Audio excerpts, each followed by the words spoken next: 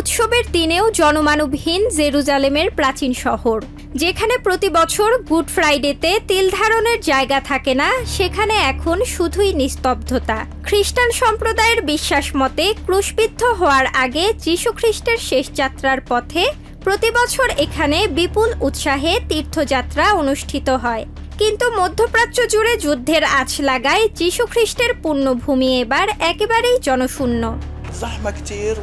সাধারণত গুড ফ্রাইডেতে এখানে হাঁটাচলা করা কঠিন হয়ে পড়ে। সব জায়গায় প্রচুর ভিড় থাকে।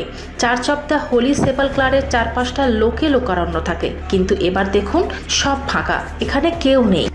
ঐতিহাসিকভাবে ফ্রান্সিসকান সন্ন্যাসীদের নেতৃত্বে 14টি স্টেশন পেরিয়ে এই চার্চ অব দ্য হোলি সেপালক্লারে এসেই মিছিল শেষ হয়।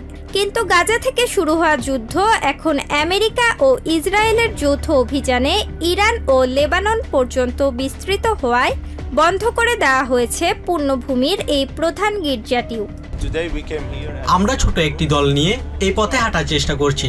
2000 বছর আগে মহামতি যিশু এই পথে ক্রুশ নিয়ে হেঁটেছিলেন, কিন্তু আজ আমরা চার্চ অব দ্য হোলি সেপালক্লারের কাছে পৌঁছাতে পারবো কিনা জানি না, কারণ গির্জাটি বন্ধ। ওল্ড সিটির প্রতিটি মোড়ে এখন তীর্থযাত্রীর বদলে চোখে পড়ছে কড়া পাহারায় থাকা ইসরায়েলি নিরাপত্তা বাহিনীর সদস্যদের।